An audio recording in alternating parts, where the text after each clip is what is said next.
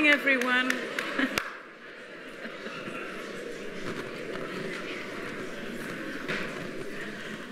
Good evening, everyone, and welcome to the Legacy Society's important lecture by Dean Penelope Andrews. I'm Diana Yach, and I'm chair of the UCT Alumni Advisory Board. I'm also a member of council and an adjunct professor in the law faculty. So I'm particularly interested in hearing what Penny has to say today on such an important topic. Please could you turn off your cell phones unless you've got a fantastic ring that will encourage us to dance or do something. I wanted to just relate to you that when I was here last, we had the Convocation AGM. And I'm just delighted to see that everybody is back.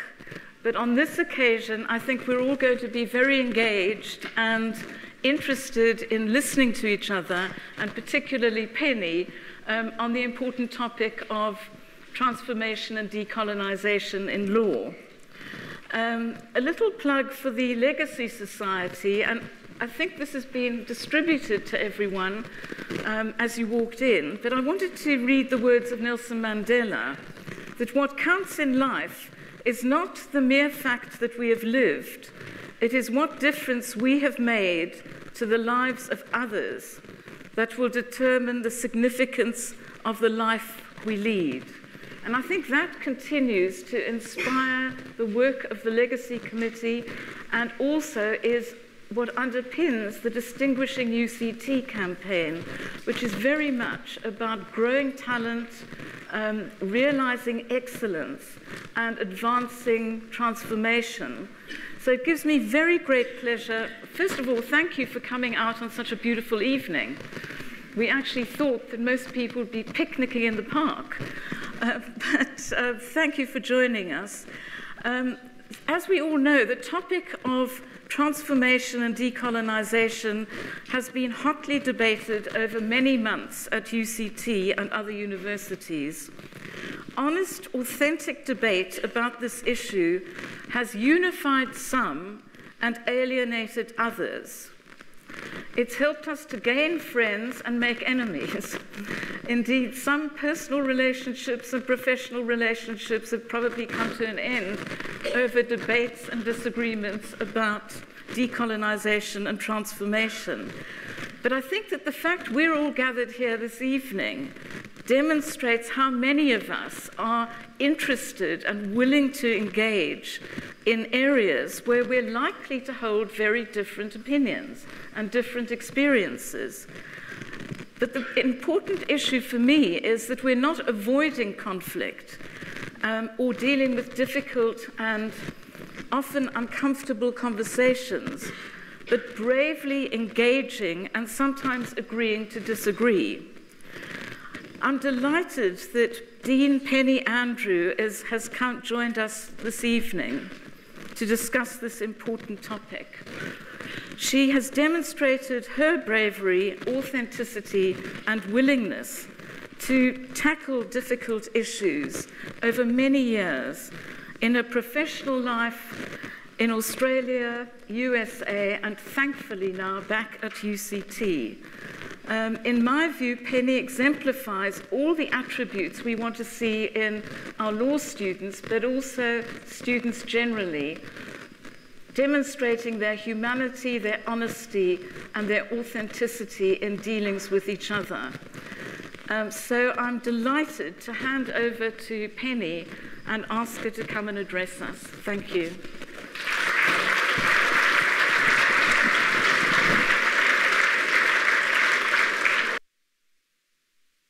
Will you turn the PowerPoint? Go to the next one. Okay? Okay, good. Thank you. Yes, thanks.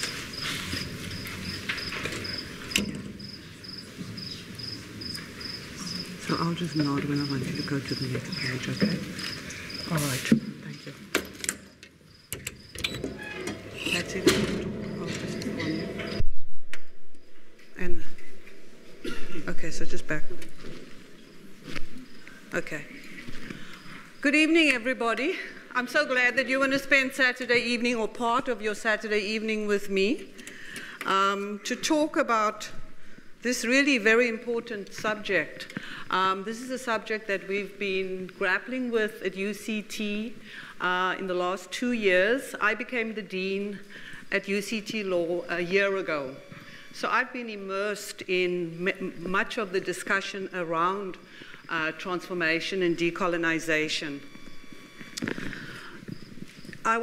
What I'm going to do in the lecture is basically just touch on a few pointers, because this is such a large subject matter and there's so many areas that we could cover that I've decided just to focus on UCT law and some of the issues, the way we've addressed these issues, and then maybe towards the end raise some questions and think about what a transformed law faculty will look like and what the obstacles are really to transformation and decolonization. I'm not going to be able to move much because I have these two things that I need to keep close to, so I'll just stand here. So let me just tell you what I'm going to do, what the roadmap is for tonight's lecture, just in case I cannot get to all the topics and all the issues. So the first is that I'm going to just look briefly at where we've come to in higher education, 20 years after the formal end of apartheid, or 21 years after the formal end of apartheid.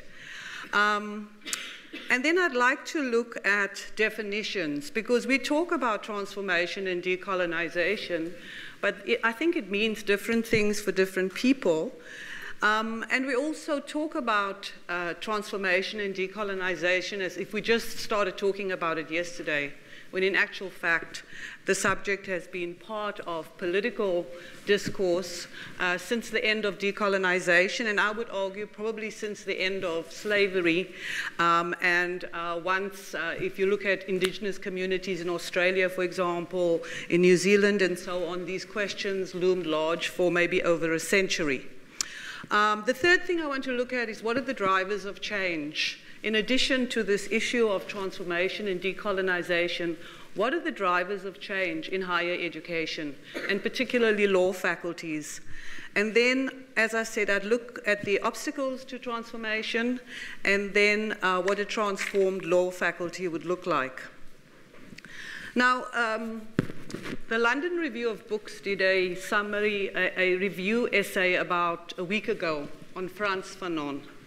They looked at his life and his struggle and his commitment to the Algerian struggle for liberation. It was an interesting summary, and a few of us met yesterday to talk about it, because Frantz Fanon has recently been certainly been adopted by this new generation of students. So this issue of decolonization and transformation has been with us since, as I said, since decolonization properly. We also look at transformation when we look at the early Back to Africa and negritude movements, Marcus Garvey, Du Bois, and so on. And you see this issue of decolonization is something that occupies the minds of these activists. The timing of the protests, for some it's obvious, but when I came here, and certainly in 2015, before I joined UCT, and I was still living in New York, I wondered the timing. Why 20 years after the constitutional transition and so on?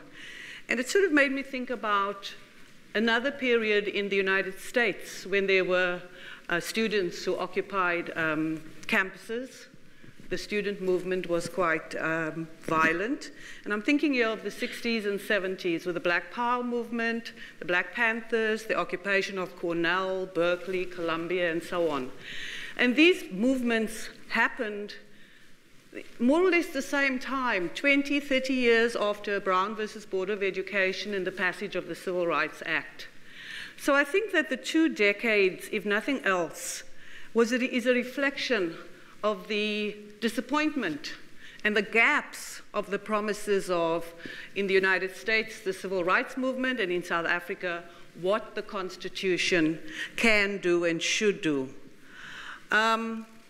And I don't want to talk about, when I talk about transformation and decolonization, there's certain assumptions that I make. One assumption is that in 21 years, South Africa has experienced a tremendous amount of change and transformation. The problem is that there hasn't been enough. So we're sort of still on the journey to democracy, social justice, and so on.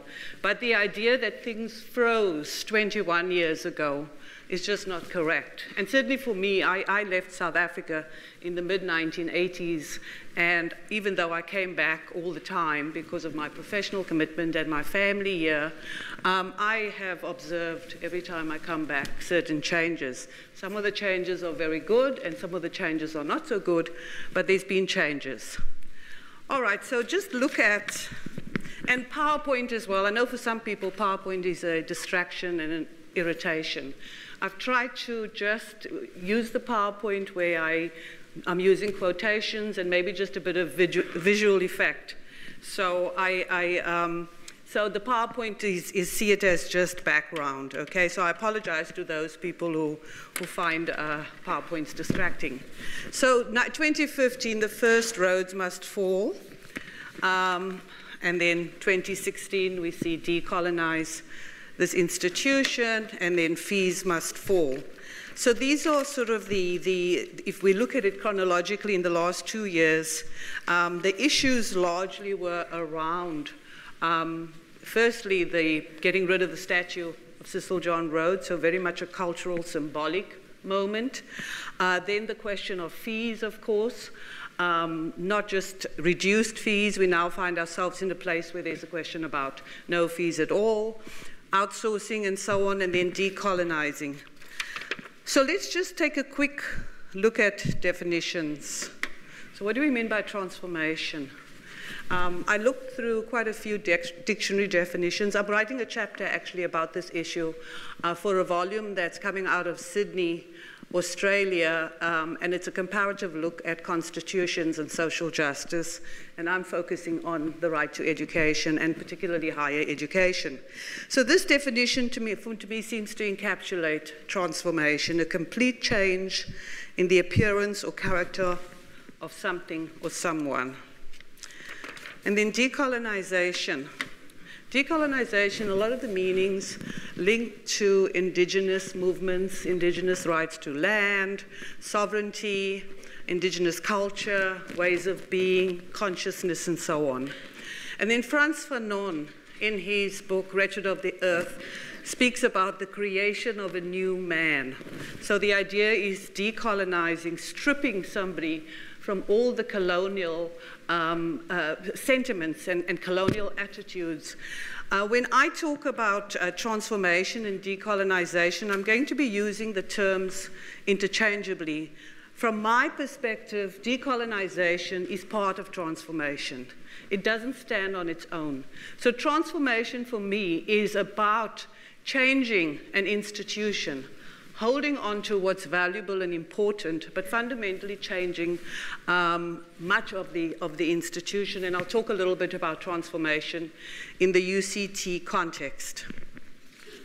So where do we come from? In 1994, we know under the old apartheid system, there were 26 universities. 9 were deemed white, and in those days, anybody who was not white required a permit to attend the University of Rhodes, Wits, UCT, Natal, Stellenbosch, and so on. So half English-speaking, half Afrikaans-speaking. Then we had the colored university set up here in Bellville, the Indian University, the University of Durban-Westville, and then, of course, the homeland institutions, the University of Zululand, what is now the University of Limpopo, and so on.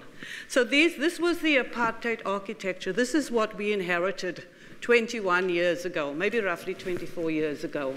A deeply segregated university system where resources were allocated grossly disproportionately, where the people who taught at the institutions were definitely differently skilled, where you saw a hierarchy of professional skills, professional education, and so on. And to a large extent, I don't think I'm exaggerating when I say that the old Bantustan universities, the homeland universities, were largely places where retired Afrikaner bureaucrats went to teach. And the idea was not to train a generation or generations of African or black graduates. So that's what we inherited. And so when we think about changes and so on, we're not just talking about transformation at the University of Cape Town. How has Zululand transformed? How has Fort Hare transformed? Has there been an appropriate sort of linking of resources and so on? These are very, very large questions. And then, where are we still in South Africa today? So I sort of was looking at, we've now in a situation in which affluence largely has become, to a limited degree, more multiracial than poverty. Poverty in South Africa still largely has a black face. And so within our society, we have these gross disparities and differences of experiences and so on. And this also bleeds over into the education system, and as we've observed, particularly into universities, and particularly a fine institution like the University of Cape Town.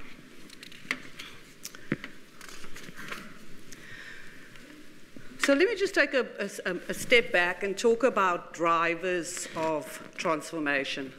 What are the things that's pushing universities in South Africa and elsewhere to change? Because it's not just the protests. There's been a tsunami of change, for example, in the United States in the legal profession. And that change has forced law schools and universities to think about a range of things. So I've listed the drivers of change in no particular order, but let me just say technology and globalization has had an impact on the legal profession globally. I spoke to a partner at a law firm the other day, and to some extent, South African, particularly the large firms, have not yet been exposed in the same way to the American law firms or the British law firms, where you have technology really, really impacting the business model. So for example, in the States now with LegalZoom.com, Rocket Lawyer, and so on, the business model has been affected. So technology and globalization in the market for legal services has also changed. Why would you go to a lawyer and pay $500 an hour when you can click onto LegalZoom and get a form, a will or any kind of form, and maybe have very, very minimal contact with a lawyer? But I'm really not interested so much in those. We can just take it as a given that these changes have really impacted higher education and particularly law faculties.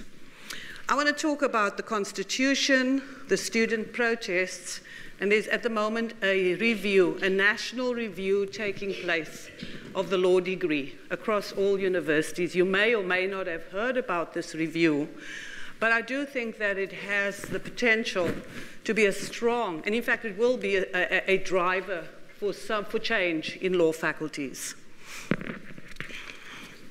So the Constitution, we know what the Constitution, it's wonderful. The Constitution promises many things. There's an expansive Bill of Rights that promises both civil and political rights, as well as social, economic, and cultural rights. Our Constitution is seen as the best liberal constitution of the 20th century.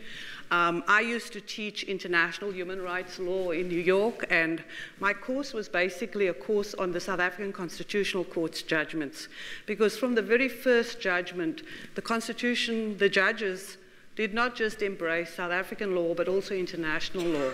So the Constitutional Court is one of the most cited, if you don't know that, one of the most cited courts in the world, particularly in the liberal democracies of the North. And as you know, Nelson Mandela was the world's president, all the wonderful things. So our Constitution, and that's the preamble to the Constitution. And most importantly, it doesn't just look back and talk about the divisions of the past, but also there's a commitment to improve the quality of life of all citizens and free the potential of each person. So that's where you see the possibilities and the idea that education can make a difference. And Nelson Mandela constantly spoke about education and the capacity of education to change people's lives. And then we have the equality clause, which is also comprehensive, a huge number of grounds, protecting discrimination, again, very expansive, very different from, for example, the American Constitution, or even the Canadian Charter of Rights and Freedoms. This is a broad set of protections for almost everybody. And then when you throw in dignity and so on, you can really see that everybody is protected. I'm not going to spend a lot of time going looking at the Constitution. Maybe we would have some time during question and answer, but you all know that our Constitution is really a document that we can be proud of and delighted with. I like this picture, children sort of joyful around a day when they are told about the Constitution and Bill of Rights. So what does the Constitution say about education and the right to education? It says a lot about social and economic rights, right of access to housing, right of access to health, etc. I've sort of reduced to focus on what universities, the role of universities. Section 29 talks about everybody having the right to a basic education, including adult basic education, and to further education, which the state, through reasonable measures, must make progressively available. So essentially, this is about the state balancing its resources and how it will allocate its resources. And this really is about what the struggle is about in South Africa right now. If you look at the last decade of service delivery protests, for example, in places throughout South Africa, it is about this capacity of the state to make choices and improve the lives of people. So let's just quickly look at the demands of students. I've summarized them. They many, many demands, and because of the way that different universities are situated, there are some demands which are quite localized, and then we see specifically 3 sets of demands that the students have made. Economic demands, transformation, decolonization, and the localized demands are sort of, people who have been suspended, how they are treated. Whether we're going to, what we will do with, what the university will do with those who have been arrested and now in the criminal justice system, and so on. But I'm just going to focus on the question of transformation and decolonization, and also the economic demands. So we've seen the first driver of change, the Constitution. Now the student protests, the second driver of change. So let's look at these 3. As I said, I won't focus on the localized demands. But the first are a set of economic demands, and they really are about access to higher education. The idea that there should be a larger pool of people who have access to higher education. Now we can have a conversation about whether everybody should go to university or a majority of the population and so on. But I think the demand was about access. And because historically university wasn't available to a large part of the population, and particularly a university like the University of Cape Town, I think this demand is quite poignant. Then the second demand is no fee increases, which moved to free university education. And at places like the University of Cape Town, there was the call for the elimination of outsourcing.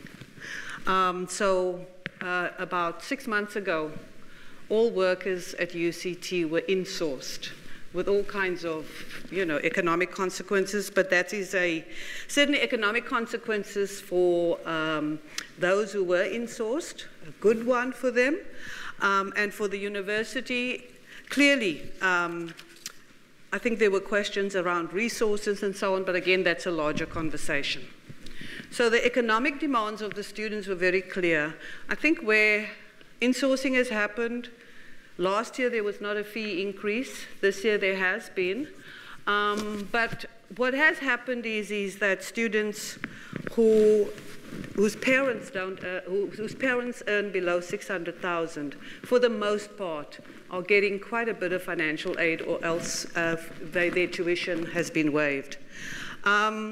Free education is free higher education is very controversial.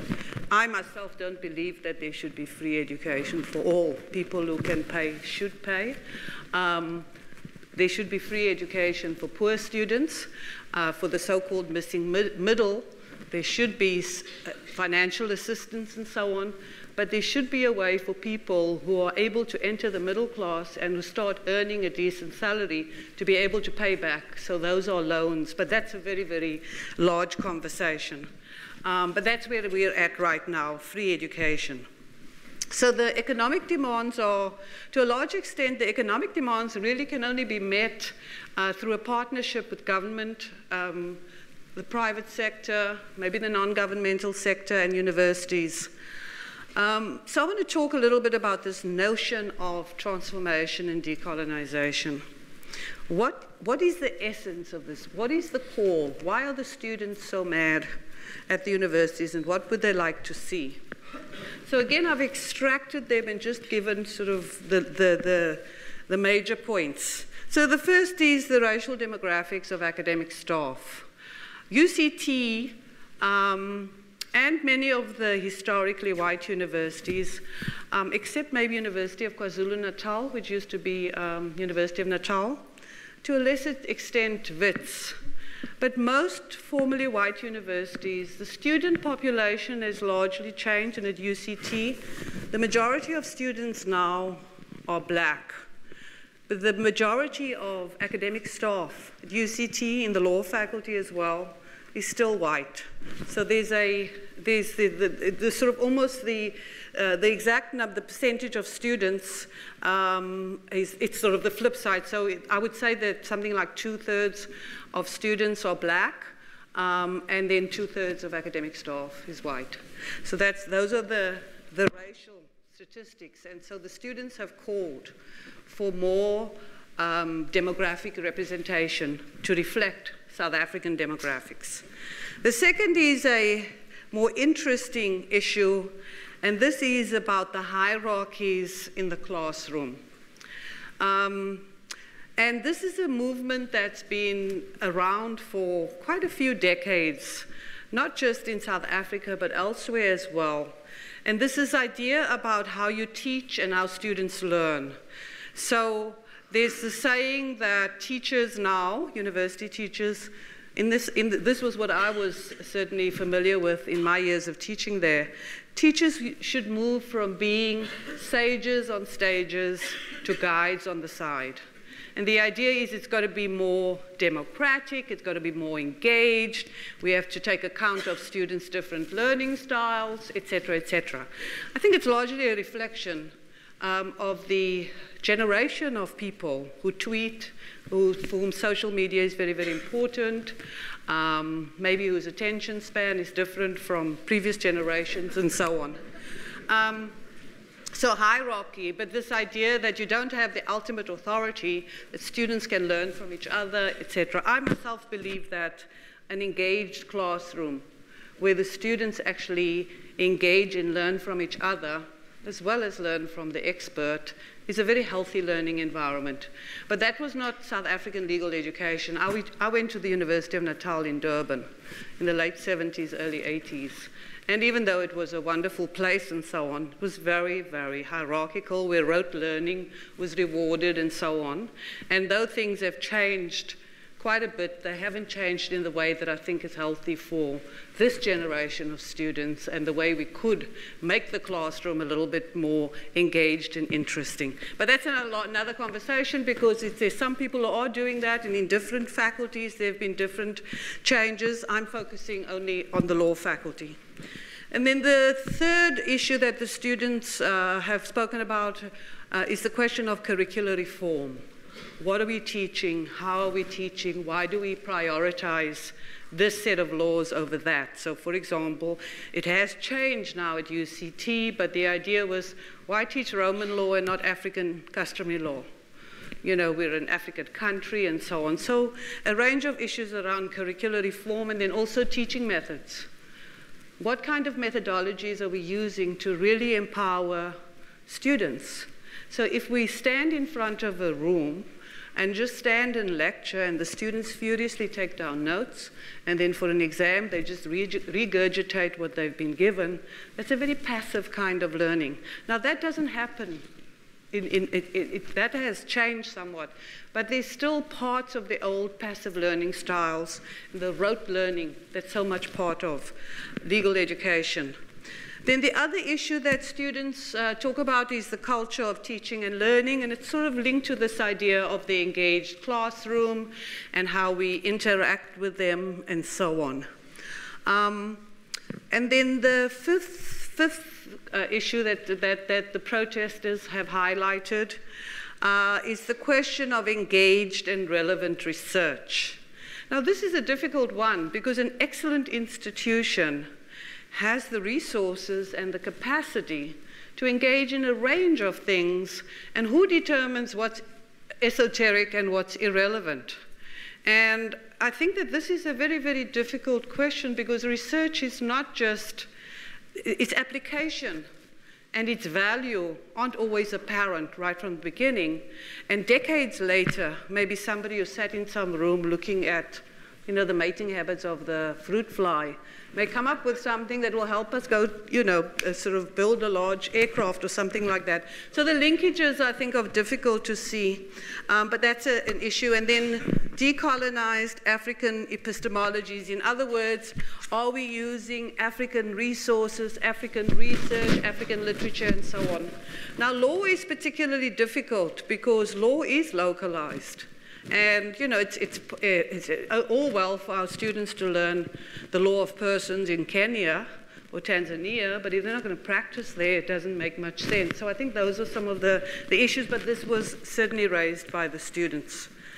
I'm not going to go through much, but as I said, the Council of Higher Education is currently conducting a review of all law schools to look at the LLB and to look what we are teaching, how we are teaching, etc. So I've just highlighted some questions that the surveys have asked. Each law faculty must write a self-assessment report, self-evaluation report, and answer a series of questions. And these are some of the questions that we've been asked about how our degree imparts to our graduates comprehensive and sound knowledge of the South African law, values, etc., etc. So these are just, I'm just mentioning, I've just highlighted some questions. It's a range of questions. Big document with detailed information, with data, graphs, and so on. And then the staff. The survey also looks at staff, who we employ, the background of staff, diversity of expertise, ideas, etc., etc. So it goes beyond the demographic change, but also diversity in a range of ways. And this is an issue. Diversity of ideas has plagued universities in the UK, in the USA, and so on, Australia, where there's the argument, and I certainly think this argument holds in law school, where sort of a particular ideology holds more sway than others. So they've actually done research. This is factual, that law professors in the 200 law schools in the United States mostly are liberal, are Democrat voters, Democratic Party voters. So that's a bias that's been shown. Of course, it raises all kinds of questions, but I'm sure that in other faculties, I hope there are no scientists here, it will probably be the other side, maybe in the science faculties or engineering or something. There should be diversity. All right, so obstacles to transformation. What are some of the obstacles to transformation? So I've sort of raised these, the Constitution, the student protests, the LLB review, and so on. But of course, you know, people say we should transform, and then we have the conversation, and we think about ways of doing it, we bring in experts, we look at the literature, and so on. The first is that we now know that there are basic education deficits that many students at UCT and elsewhere are burdened with. And universities can only do so much. By the time somebody comes to university, if they've been through a very, very poor schooling system, and where much of what they need to do to succeed at universities, even with all our changes, creates real problems. So we now know that this is the dirty secret of South Africa, that our basic education system has let hundreds of thousands, millions of students, particularly black students, down, I'd argue. Then there's the fragile culture of human rights, what I call that, and that is a sort of polarizing in debate and discourse. That it's very, very hard for people who do not agree on fundamental points to engage in a dialogue, to be able to either reach some kind of agreement or to disagree in a way that's healthy. So apartheid was such a violation of human rights. I mean, you know, apartheid was deemed a crime against humanity in 1977. So, and the system did not encourage, there was not a culture of human rights. So this idea that we have this cutoff date in 1994, we all go to the polls, and all the bad habits that we've learned suddenly disappear, that's just utopian. So I think there is a very fragile culture of human rights. It's evidenced in the crimes in our country, the violence against women, our racism, our sexism. There's a range of ways in which there is this fragile. It doesn't mean that we're the worst or anything. Look who the United States just voted. I mean, everywhere this is a problem. Voted for president, sorry. And then the shared consensus about the goals of education. I think that there has been a very interesting dialogue since 1994 happening with the leaders of higher education, with vice chancellors, with principals, with deans, and so on, about the goals of education. And I think that it's a work in progress. But if we could have some shared idea that sort of gels with the values of the Constitution, because people with a university degree have all kinds of aspirations, and what we teach and how we teach and the kinds of skills that students need is very often not easy to ascertain. Like I often ask, we have a conversation, what kind of lawyers do we want in South Africa in 2017 compared to lawyers from 1974? Maybe the skills are the same. I doubt it. But what exactly? We can have sort of broad consensus. You've got to be smart and all of that, but really what kind of skills? And then there's skills like collaboration and empathy, what is called soft skills. Those are the kinds of skills that 21st century professionals need in a range of ways. So this is just the idea that there's not a shared consensus. And then the tension between excellence and elitism. So UCT is an excellent institution. It's the best university on the continent. Its rankings, there's so many indicators which that University of Cape Town is excellent. Its summer program, its alumni and so on. Does it have to be elitist? And what does it mean when we say it's an elite institution? It's difficult because we're all, we are elite in different ways.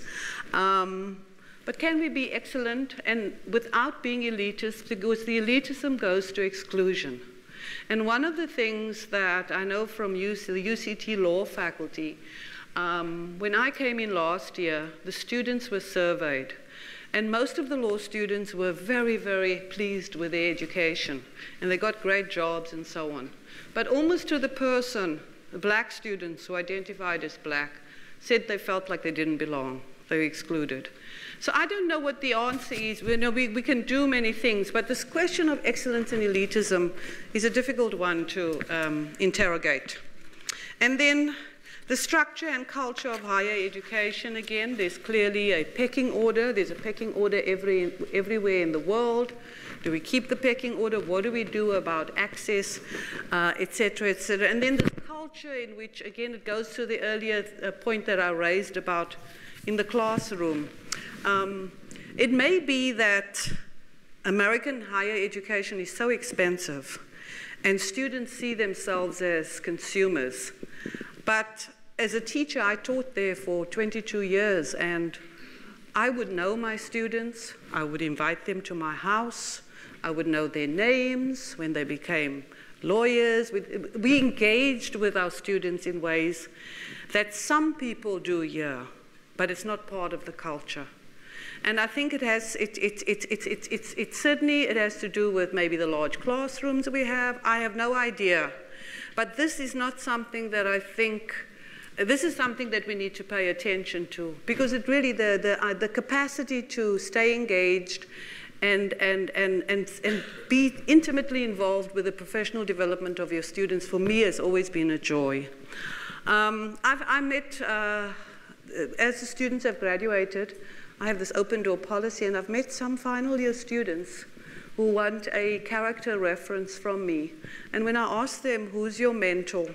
So some of them have never had no mentor.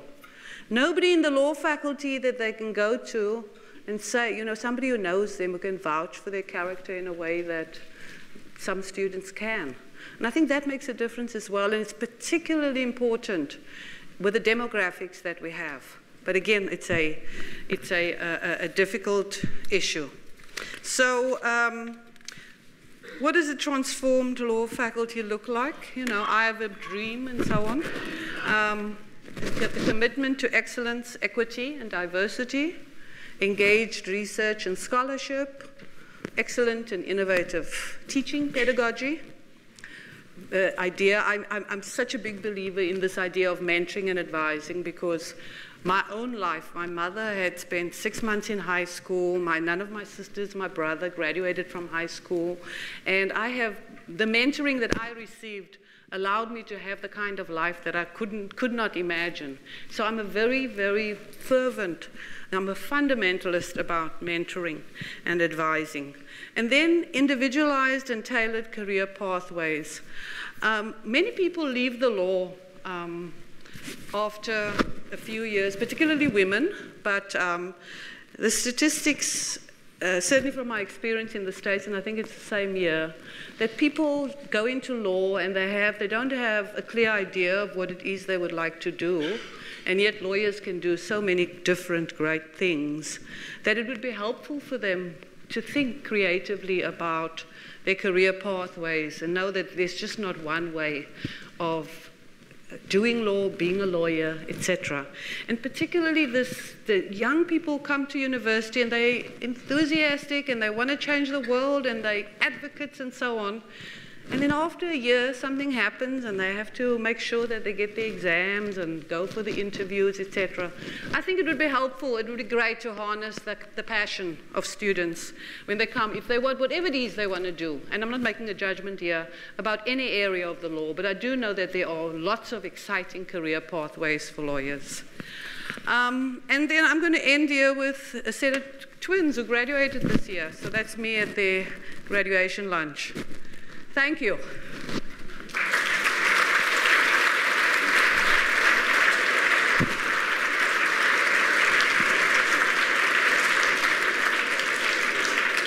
I said I would leave 15 minutes for questions or comments. Okay, thanks, Billy. Guys, I'm bringing out from the development department, so I'm just going to handle a few Q&As here for Penny. We're not going to allow a lot, otherwise we will hear more. So, anyway. There. Yes. Okay.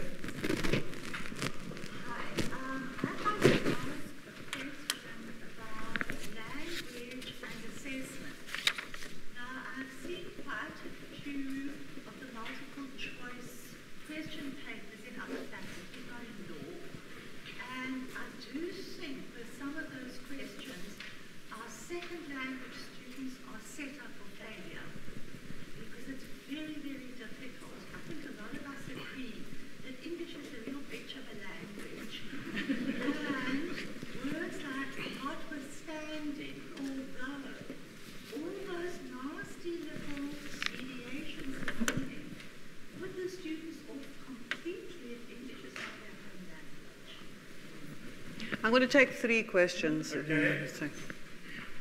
Yeah. Is free education actually possible if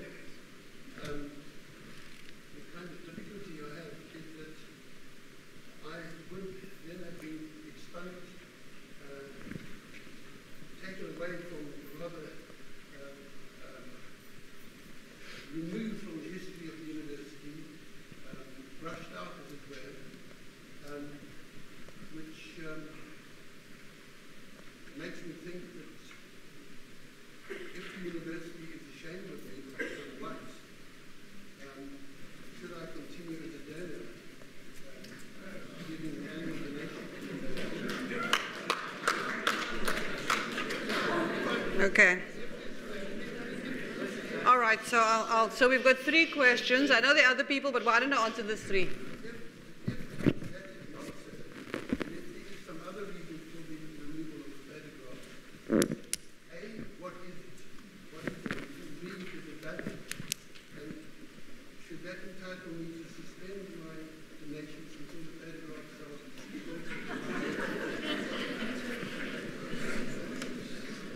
Okay, so I'll get 3 questions and we'll take another 3. Okay, so I'll start with the question, the language and assessment, and how anybody who doesn't speak English as a first language is severely disadvantaged. And there's a lot of research been done around that. I totally agree with you, and particularly multiple choice questions. Multiple choice questions test a particular kind of intelligence, never mind language issues. And so I think that that is something that we are paying attention to.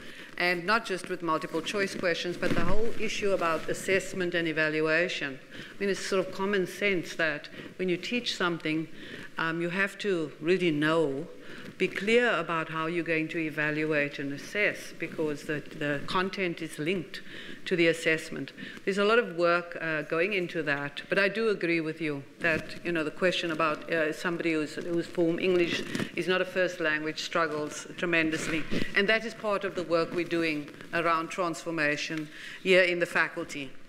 Your question about whether free education is possible right now, from my limited knowledge on the economic matter, I'm not burdened by too much knowledge on economics in this question, that I think we can't afford to. I think that there are other more pressing issues, basic education, healthcare, children, a range.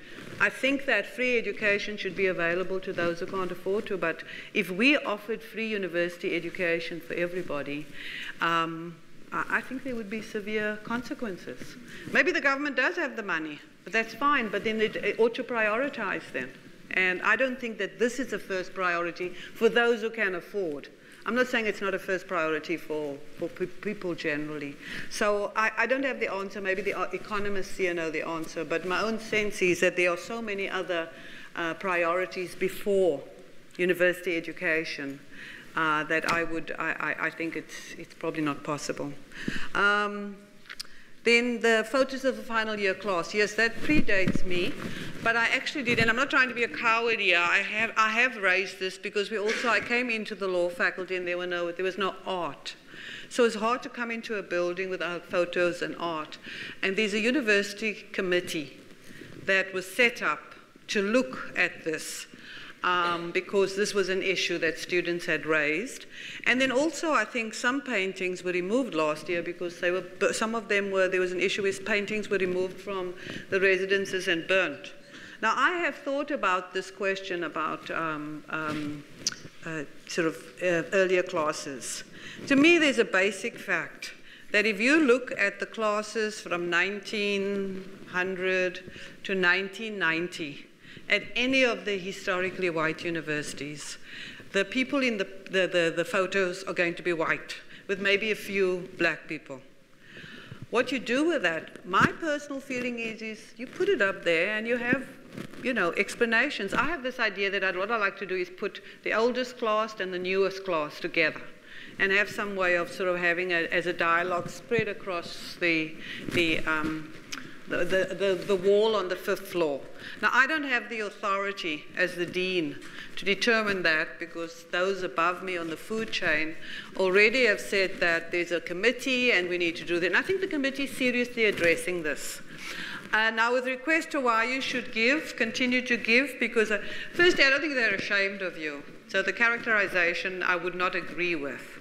And I do think that withdrawing resources from UCT at this point, I think is counterproductive. We need more support now. Certainly we haven't always done things in a way that's perfect or that's right and that you may disagree with.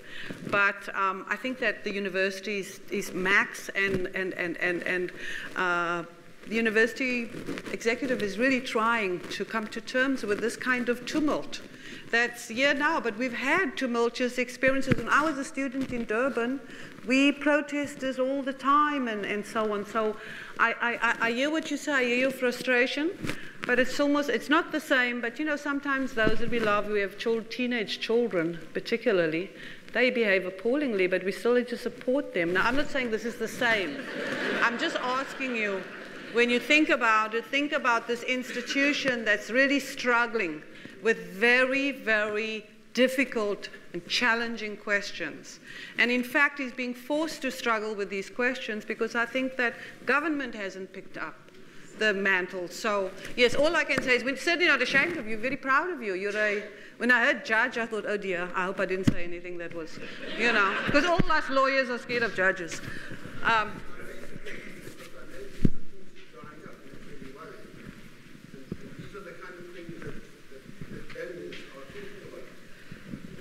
Yes.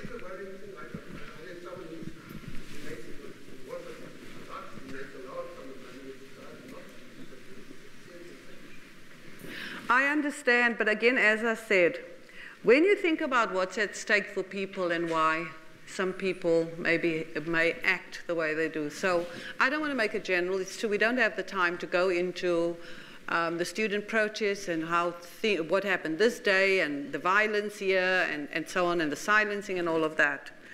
But for many people, young people who are at UCT and at other universities, the degree stands between them and poverty. The desperation, it's clear they don't get a degree. Our unemployment rate for young people is abysmal. So that level of desperation, I'm not excusing it, but I think we need to engage because the stakes are so high.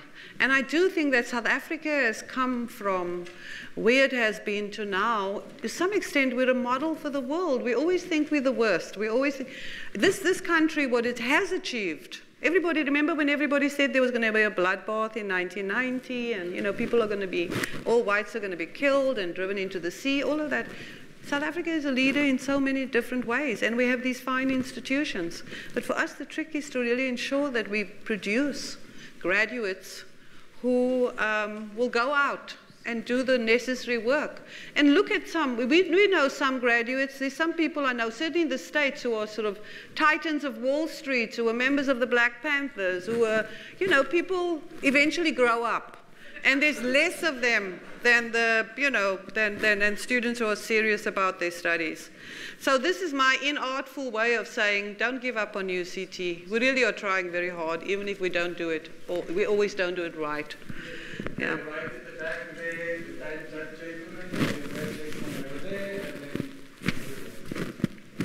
just a practical point of semantics. Lawyers inclined to use words in a very precise meaning. If you play around on Facebook, you'll find that there's 3 or 4 meanings of decolonisation, and they mean totally different things to the people who are concerned. To some it means the way of cricket, rugby, or anything else, and to others it means everybody with white skin must be kicked out, and so on and so on. And I think the problem in these debates is we put a precise meaning on something that is not all that precise. Yes. Other questions? Take 2 more. Yes. It seems to me that this project of transformation could be a really exciting, wonderful project. Not something that you can be flippant about, but a really profound change that seems possible here at an institution like this, that would make our university profoundly relevant to the South African situation and free of all the rubbish baggage of the colonial past.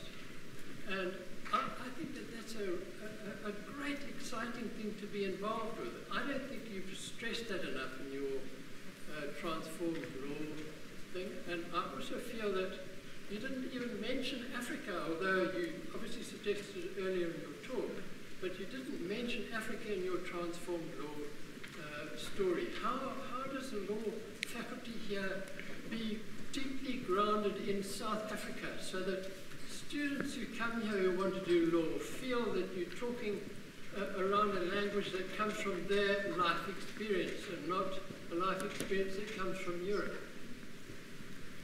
Okay, yes, thank you. One more. Thank you, Professor. I just want to thank you for the talk. My question is, what is the university's approach to when I hear people speaking of decolonizing scientific study, medicine, engineering? It's difficult to understand. I realize I'm part of the medical process. I realize that the content can be relevant, especially relevant to our country. But the approach, this subject, how do you approach scientific subject in a decolonization? I just don't understand what is the university's approach to that, not what the students. Yes. Okay. All right. So let me first start with the first question, one about the precise nature of the word decolonization. As I said when I started, that I've essentially taken one or two definitions, but the notion of transformation and decolonization in many ways means different things to different people, as you point out. But for us to really engage with it, we've really got to take on board these different meanings and see what we can do about the project. So I agree with you.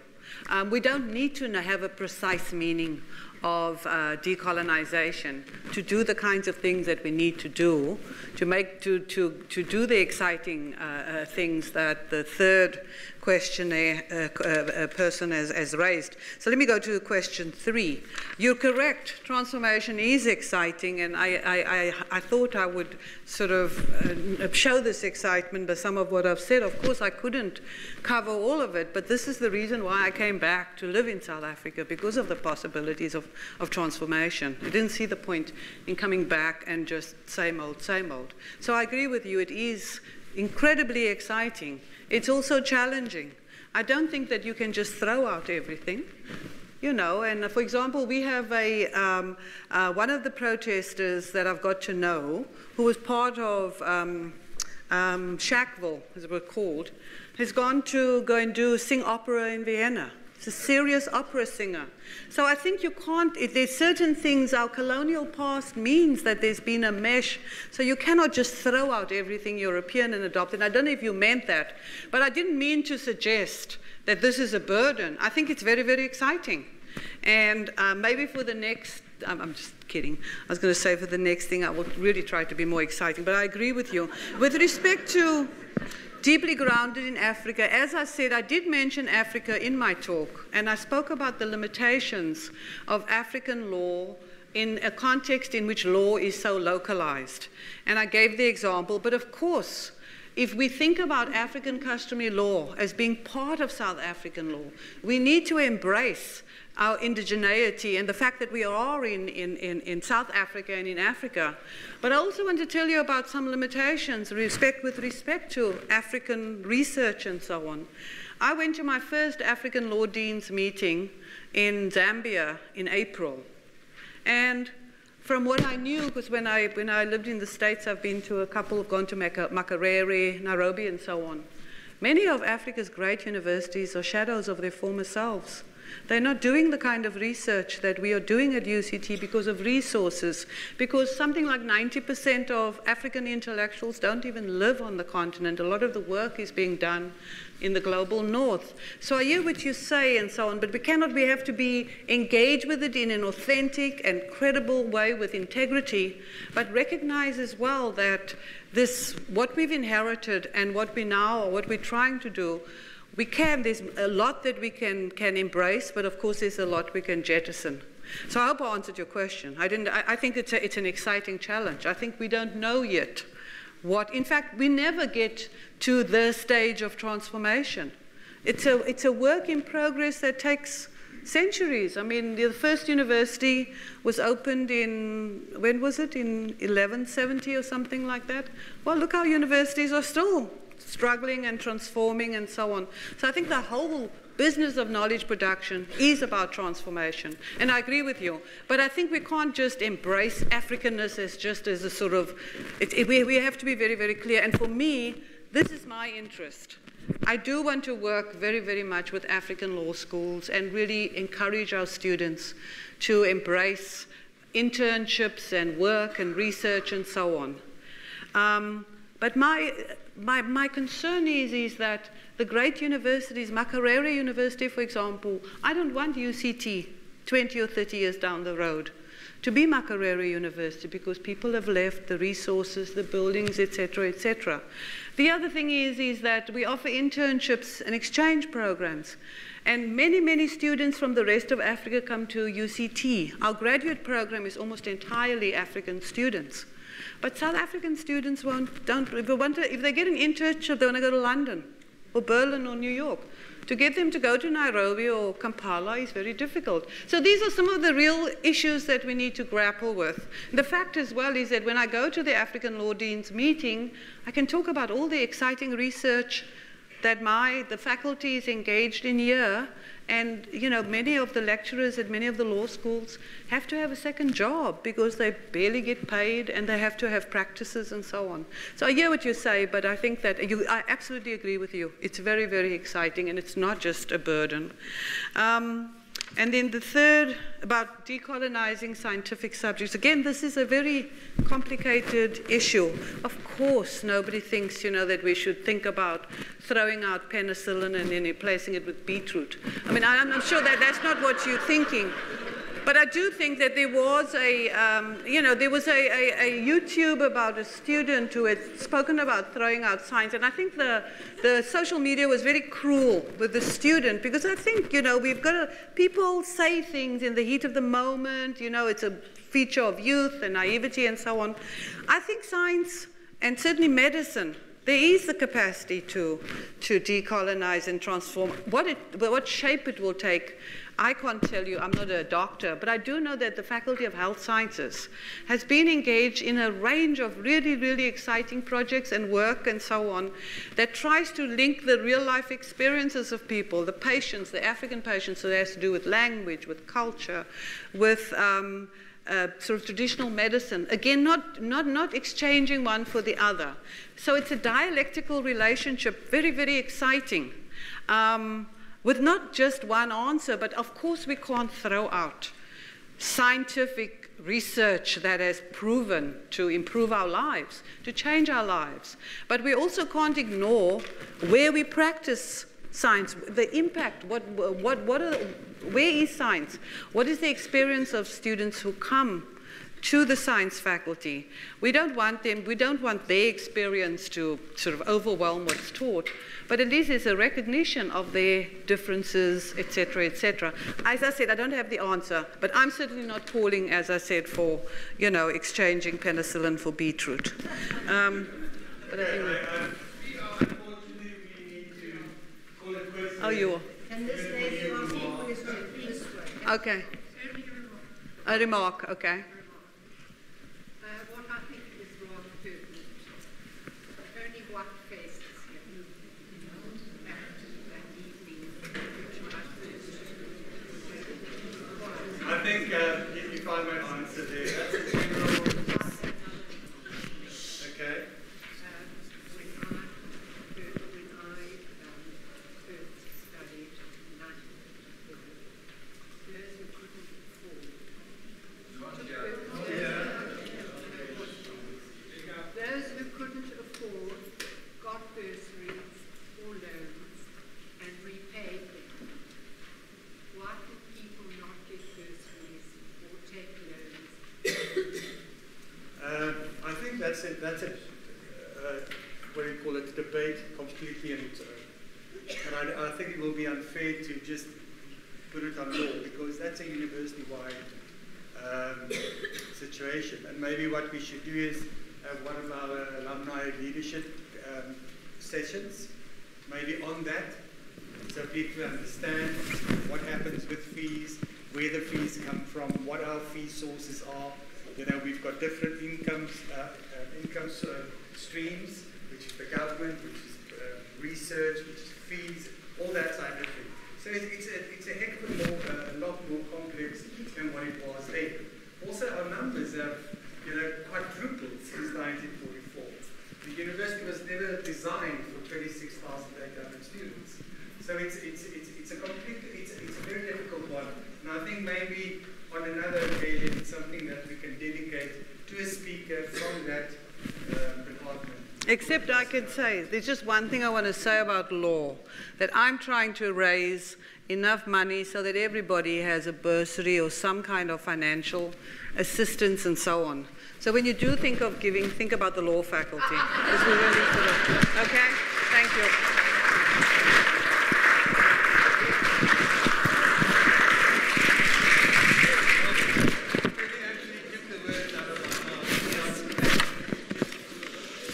By talking about giving, brochures in front of you, the legacy brochure, the distinguishing UCT brochure. We're concentrating on law for the next 6 months. So please, she wasn't joking. We are having a law campaign for raising money, especially on the legacy side. I'll ask you to please have a look there. And then just thank you very much. Just want to say thank you for sharing us your knowledge.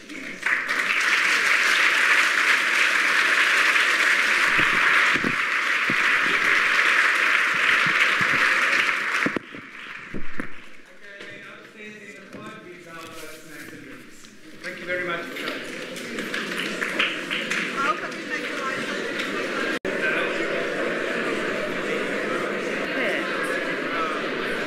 Good evening, everyone.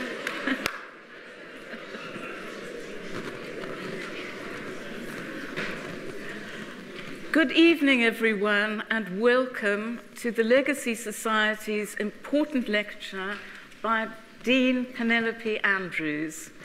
I'm Diana Yach, and I'm chair of the UCT Alumni Advisory Board. I'm also a member of council and an adjunct professor in the law faculty. So I'm particularly interested in hearing what Penny has to say today on such an important topic. Please could you turn off your cell phones, unless you've got a fantastic ring that will encourage us to dance or do something. I wanted to just relate to you that when I was here last, we had the convocation AGM. And I'm just delighted to see that everybody is back. But on this occasion, I think we're all going to be very engaged and interested in listening to each other, and particularly Penny, on the important topic of transformation and decolonization in law. A little plug for the Legacy Society, and I think this has been distributed to everyone as you walked in, but I wanted to read the words of Nelson Mandela, that what counts in life is not the mere fact that we have lived, it is what difference we have made to the lives of others that will determine the significance of the life we lead. And I think that continues to inspire the work of the Legacy Committee, and also is what underpins the Distinguishing UCT campaign, which is very much about growing talent, realizing excellence, and advancing transformation. So it gives me very great pleasure. First of all, thank you for coming out on such a beautiful evening. We actually thought that most people would be picnicking in the park, but thank you for joining us. As we all know, the topic of transformation and New Zealand and so on, these questions loomed large for maybe over a century. The third thing I want to look at is what are the drivers of change? In addition to this issue of transformation and decolonization, what are the drivers of change in higher education, and particularly law faculties? And then, as I said, I'd look at the obstacles to transformation, and then what a transformed law faculty would look like. Now, the London Review of Books did a summary, a review essay about a week ago on Frantz Fanon. They looked at his life and his struggle and his commitment to the Algerian struggle for liberation. It was an interesting summary, and a few of us met yesterday to talk about it, because Frantz Fanon has recently been certainly been adopted by this new generation of students. So this issue of decolonization and transformation has been with us since, as I said, since decolonization properly. We also look at transformation when we look at the early Back to Africa and negritude movements, Marcus Garvey, Du Bois, and so on. And you see this issue of decolonization is something that occupies the minds of these activists. The timing of the protests, for some it's obvious, but when I came here, and certainly in 2015, before I joined UCT, and I was still living in New York, I wondered the timing. Why 20 years after the constitutional transition and so on?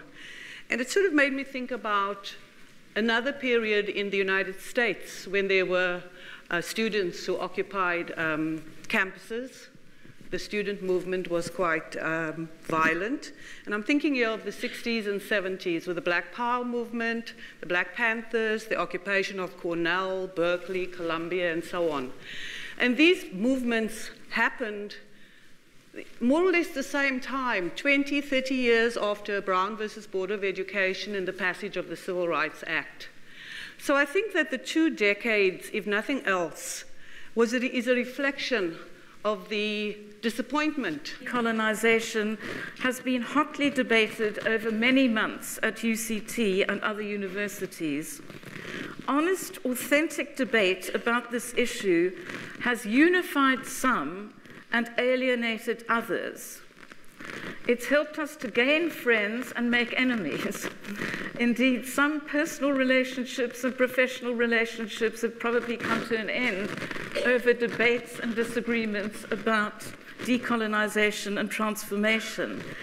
But I think that the fact we're all gathered here this evening demonstrates how many of us are interested and willing to engage in areas where we're likely to hold very different opinions and different experiences.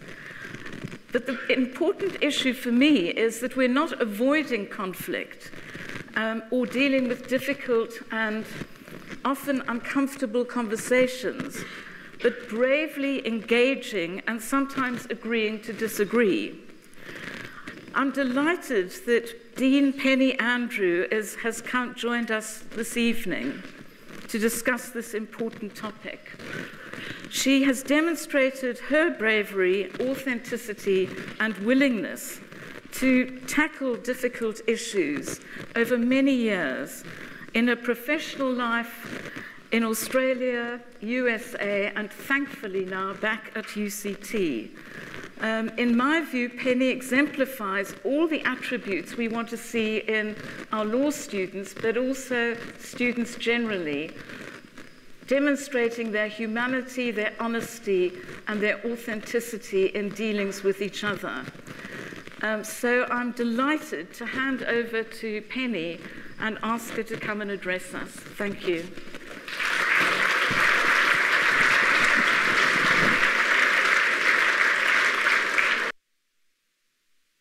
Will you turn the PowerPoint? Go to the next one. Okay? Okay, cool. Thank you. Yes, thanks.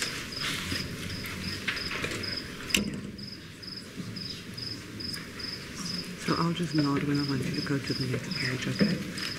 All right. Thank you. That's it. And the gaps of the promises of, in the United States, the civil rights movement, and in South Africa, what the Constitution can do and should do. And I don't want to talk about, when I talk about transformation and decolonization, there's certain assumptions that I make. One assumption is that in 21 years, South Africa has experienced a tremendous amount of change and transformation. The problem is that there hasn't been enough. So we're sort of still on the journey to democracy, social justice, and so on. But the idea that things froze 21 years ago is just not correct. And certainly for me, I left South Africa in the mid-1980s, and even though I came back all the time because of my professional commitment and my family here, I have observed every time I come back certain changes. Some of the changes are very good, and some of the changes are not so good, but there's been changes. All right, so just look at, and PowerPoint as well. I know for some people PowerPoint is a distraction and an irritation. I've tried to just use the PowerPoint where I'm using quotations and maybe just a bit of visual effect.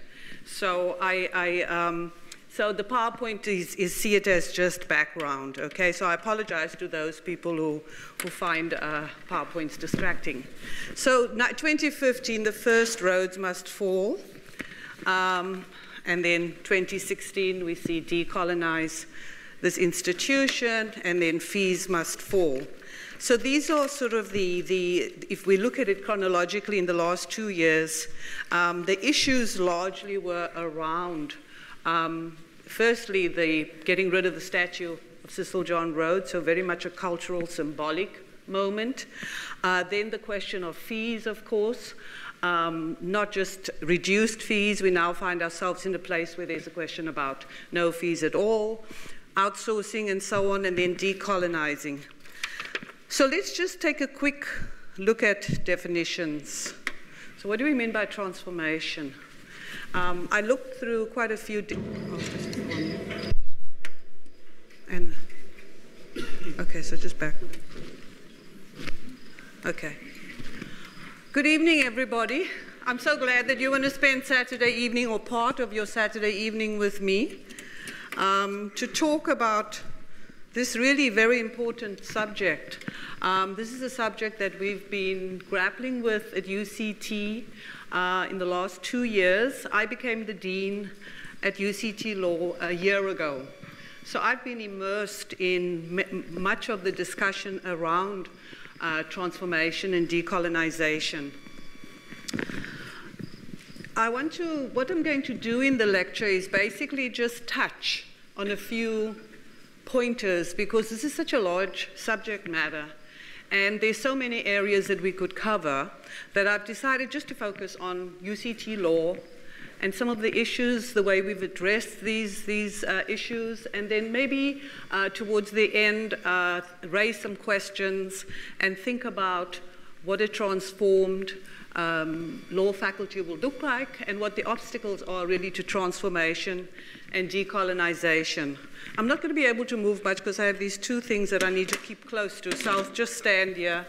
So let me just tell you what I'm going to do, what the roadmap is for tonight's lecture, just in case I cannot get to all the topics and all the issues.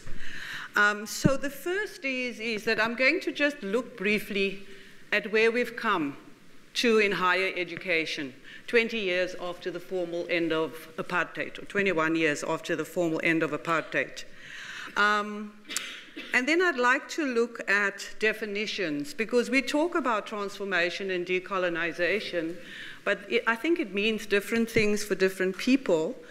And we also talk about transformation and decolonization as if we just started talking about it yesterday, when in actual fact, the subject has been part of political discourse since the end of decolonization, and I would argue probably since the end of slavery. Once, if you look at indigenous communities in Australia, for example, in